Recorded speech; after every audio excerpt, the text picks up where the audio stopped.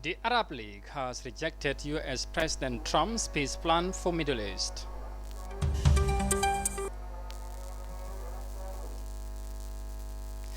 Farmers in Zimbabwe continue to experience losses as drought kills livestock.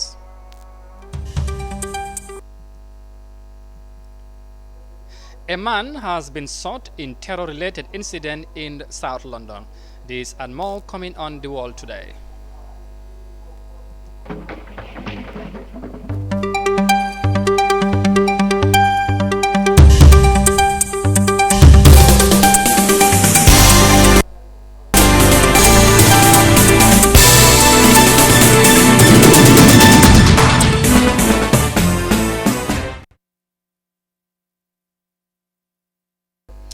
Hello, it is 1700 GMT here in our studios in Banjul. You are watching The World Today on Africa TV. I am Amadou Kante, and now the news in detail. An author of Christianity has dismissed claims that the appropriation of Christian lands for the construction of the National Assembly was a witch hunt against the Christianity faith. Philip Sen was testifying on series of human rights violations meted on the Christian minority group under former President Yahya Jammeh's regimes. Details of that in this report by Julden Jai. Testifying before the Truth-Seeking Commission, Philip Sen said the unlawful confiscation of the land belonging to the Diocese of Banjul by the state for the construction of the new National Assembly building was not flicked. The 68-year-old author and lecturer appeared before the commission to enumerate attacks on the Christian group under the Jammeh-led administration. You would agree that the violation was not done for the simple reason that the owners of the property were members of the Christian faith? No. They needed the land, they took the land. So this because you belong to one faith or the other. Yeah, exactly. So this was a violation of the right to property. Yes, please. Simplicity. Yes. His testimony clears the air as to whether the grabbing of the land one time under the Christian ownership was equated to religious fight, although the appropriation of the land did not follow due process of the law. In a normal event where the state wants an area, would formally write and inform, send a notice and give a period, reasonable period of time for you to move, to vacate, or to be relocated. Then you would take that to be a normal process. You expect to be compensated for what you have lost. That is, again, normal practice. These two never happened with that, and that was the annoying part. Mr. Sen recalled that Muslims and Christians have always lived harmoniously in the country, but Jammeh might have fluctuative. The 22-year rule of Yahya Jammeh witnessed numerous attacks on religious freedom, including Muslim and Christian leaders who were subjected to inhuman treatment in the execution of their duties. For iAfrica News, I am Julden Jai. From that report on the ongoing TRC hearing, next we head to England, where a man was set dead by armed police in a terror-related incident in South London on Sunday after he stabbed and wounded two people. The Metropolitan Police confirmed the incident happened on a crowded road filled with shops, cafes and a movie theater. Witnesses were quoted as saying they heard 3 gunshots and saw a man lying on the ground outside a Boost pharmacy as armed police approached and shouted those nearby to move back. One of them speak on this insert. Oh, of course I was scared. I got a bit shaky. So I came up the road. The time I come up the road, there was 2 black BMWs with armed police. There's people outside Boots. There was a man on the floor, and I believe he got shot in the head, and they kind of laid him out. The male suspect, a 20-year-old, was confirmed to be wearing a Hawks explosive device strapped to his body. He was sentenced to a 3-year jail for disseminating terrorist materials and was released from prison in January, local media reported. In November, 2 people were stabbed for death when a convicted terrorist launched a knife attack in central London. From that report in England, next we head to Zimbabwe, where Zimbabwe is suffering worst hunger crisis in more than a decade, says World Food Programme. Nearly 2.2 million people in about 15 towns and cities do not have food security due to high cost of living. There is large-scale livestock losses afflicting 2.2 million people in cities and 5.5 million people in rural villages. Let's have more details of that in this report. Rainfall in recent days, it's rejuvenated the vegetation, providing much-needed grazing for emaciated cattle. But it came too late for some that had already succumbed. Livson Machivenyika has kept the heads of the cattle he's lost. In total, 8 have died since November. At the beginning I felt so much pain, but eventually I became numb and stopped crying over the losses. There was no one for me to cry to. That's because everyone else in his village is in the same boat. Carcasses of Virginia Pahlela's cows that dropped where they stood. They were the reason why we stayed in the village. They enabled us to work the land and feed our families. I used to get 30 to 40 buckets of milk per day for my 17 cows. Now, they're all gone. Desperate villagers here tried literally everything to save their animals, including plucking down some of the grass from their thatched roofs, wetting it, salting it, and feeding it to their cattle to try and build back their strength. But it was all in vain. They are bereft of ideas on how they will bounce back from this. The price of cattle will go up, and only those who are well off will afford to restock. But this community is still in peril. It's not raining again, so we won't be able to get any food from the land. Also, if you look around, the vegetation hasn't fully recovered, so the few animals that are still alive may also starve. Government is mounting an immediate and long-term response. We are working with other arms as well as some development partners to try and address the water situation by way of either digging new boreholes or rehabilitating the already existing boreholes. We've also got what we call the cattle breeding centers. These centers are to do with the planting of grasses and under irrigation, and then we finish off the animals under those pieces of land. Hopefully the impact will be felt in hard-hit areas that have been left counting the devastating costs.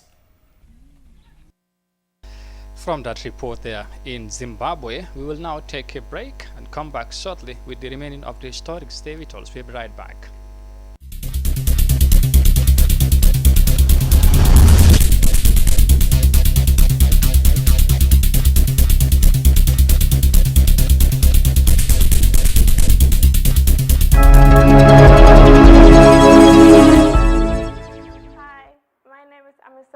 Founder and owner of Her Apparel, a mother's clothing brand. Tough Startup has been one of the best things that ever happened to my life, if not the best. My name is Modula Ahmed Fati, founder, farm manager, ML Poultry. Before Tough Startup 2018, this used to be my poultry house with about 200 chickens. And today, ML Poultry has just built a new farm with a production capacity of up to 4,000 chickens. I'm Ivo Lawrence Mendy. I am the CEO and the founder of Cameco. The Tough Startup, we're able to register the company in Ghana as a limited, Ride Africa Ghana Limited. I urge every single young entrepreneur out there to give it a try. It's a life-changing experience.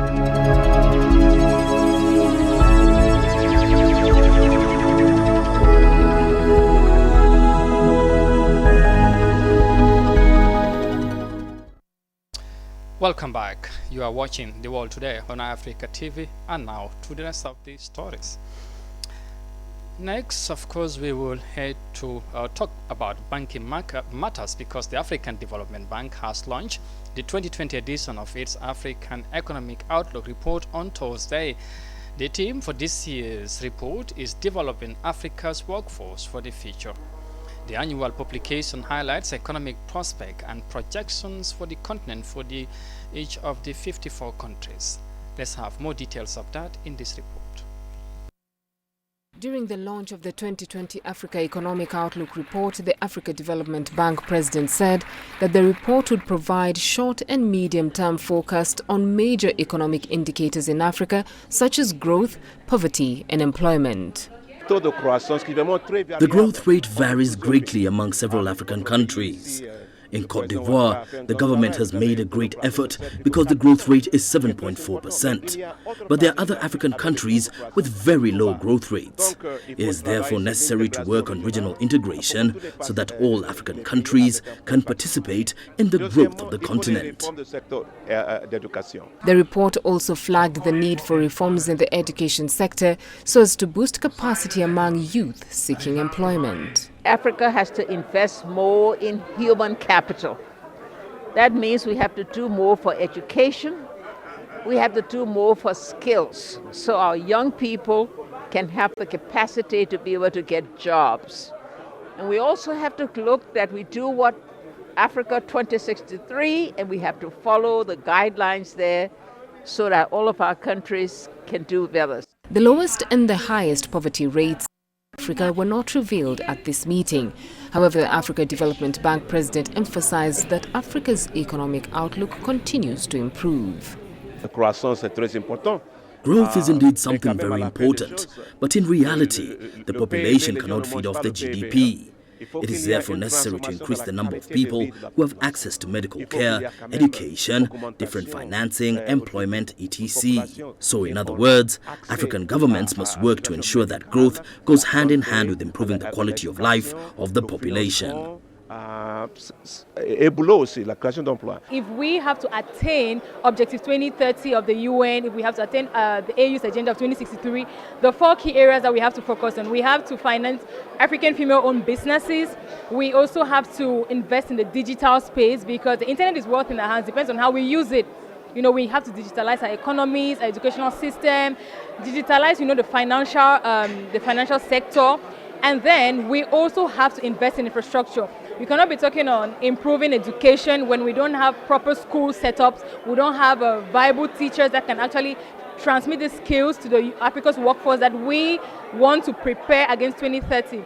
And then the last thing is we need political stability in order for us to check all these boxes. Every year, about 12 million young graduates leave African universities with no job prospects. To address this, the Africa Development Bank has launched an employment promotion initiative to support the creation of 25 million jobs over the next 10 years in Africa.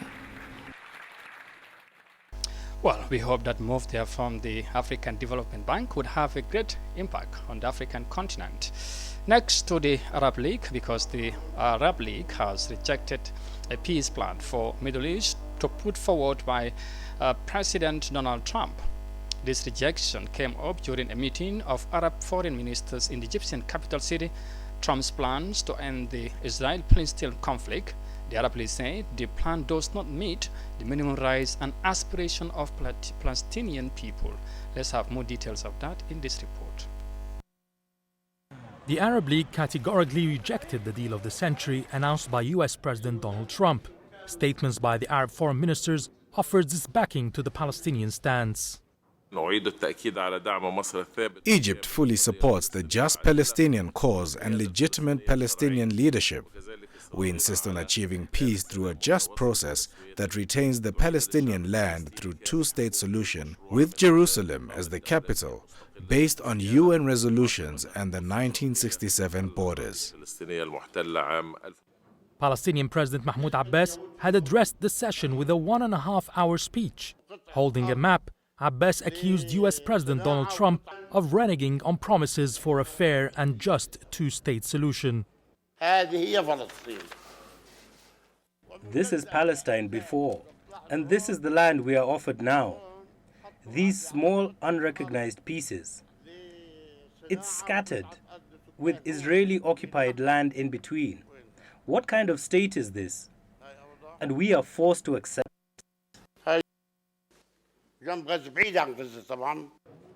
The Palestinian president said he had met Trump 4 times and his envoys 37 times, but felt betrayed by the deal of the century.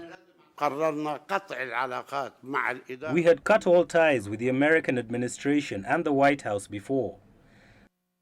We only stayed in touch with Congress and the CIA. Then they sent me the peace plan to have a look at it before it was announced. Why was this? I'm not an outsider. It's my case. I should have been a partner in writing the plan. Once they said Jerusalem will only be the capital of an Israeli state, I rejected the whole plan. There was no need to listen anymore.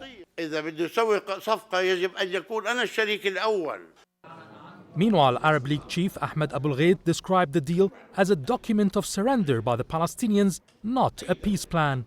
We honestly did not expect the result to be so disappointing. We have encouraged the peace process and negotiations led by the US. This US peace plan is not a two-state solution. It is a one state for two sets of people. This is apartheid.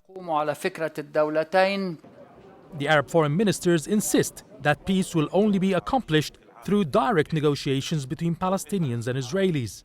They have also called for a mechanism by the international community to oversee the peace process. From that report on Israel and Palestine matters, we come back home and talk sports and health, because people from different walks of life on Saturday converged at the Independence Stadium to celebrate 1 year anniversary of Walking for Health. Participants took to the street for more than 6 kilometers with a view to inspire others and celebrate 12 months of their physical exercise to better their health conditions. Let's have more details of that in this report. Walking can improve a person's health and deliver sustainable physical fitness that can have a positive impact on health and quality of life. Walk for Health, the Gambia officials said during their first year anniversary celebration over the weekend. Held at the Friendship Hotel at the Independence Stadium in Bakau, the anniversary celebration aimed at inspiring more people to take walking as a hobby to improve their health conditions. The celebration was attended by people from different walks of life, including civil servants, private sector, who walked more than 6 kilometers. Former Youth and Sports Minister and coordinator of the event, Sirif Emel Gomez, thanked the participants and encouraged for more people to add walking to improve their health system, saying walking can help to build resilience to fight non-communicable diseases. This is a proven test. It helps you build up resilience for non-communicable disease, and that's the team. We are trying to, our team is building non-communicable disease resilient communities everywhere. So let them not relent, let them not feel discouraged, let them get up and just walk 5-10 steps, walk 1 meter, walk 1 kilometer, step by step you will do it. But what is important about group exercise is everybody comes and contribute your energy. That massive energy, everybody, sucks in from that energy. You will see if you are doing 1 meter, you are able to do more than 1 meter because of the great energy that is generated here today. Local governments and lands minister James Gomez commended Sirif Gomez for coming up with the laudable initiative, which he said is part of complementing government's efforts to build a healthy nation. He said the initiative will also bring unity among people, as it does not represent any political party affiliations. Wàcc jataay bi waxal nguur gi ak ñaax leen ci health ak wérgu yaram ak bés bi tey nga xam ne mooy suñ benn at di Walk for Health bañ dooree ba léegi gisuñ dara lu way mbégte crowd baa ngee jóg crowd baa ngee nit ñaa ngee dajaloo ñu ngee dégg feedback yu baax a baax from everybody. Momodu Gassama of World Health Organization said it is important to have a healthy workforce, as there cannot be any development when a country is dominated by sick people. We are very, very grateful to Walk for Health group, which is coordinated by our able Sirif Gomez. We have to sincerely thank you and the group. This is the way to go. And we have to sincerely thank government. In fact, the presence of the Honorable Minister here alone is a sign demonstration. It's a very clear demonstration that government is serious about this. And I was listening to the Honorable Minister's statement. Where you have this, you are helping government. Indeed. Because when people are healthy, it means a healthy workforce. If there is a healthy workforce, there is development. So if we are a sick nation, if you cannot have development in a sick nation, and then this is something that we cherish, and we will really rally behind you, and as a WHO and the UN together, we will all work together with government and to make sure that this becomes a continuity and it becomes even a national event. Walking is a low impact that requires minimal equipment and can be done at any time of the day. It is a great way to improve or maintain one's overall health. Physical activity does not have to be vigorous or done for a long period in order to improve one's health. And unlike some other forms of exercise, walking is free and doesn't require any special equipment or training. After celebrating 1-year anniversary, Walk for Health team hope that one day the initiative will become a national agenda by having a National Walking Day. Reporting for Africa News, I am Amadou Kante. I hope you too watching would be inspired to do more exercise and walking. Well, with that report, we will bring this news bulletin to an end. But for more on these stories, of course, you can log on our website on africa.tv. But once again, I am Amadou Kante, and bye for now.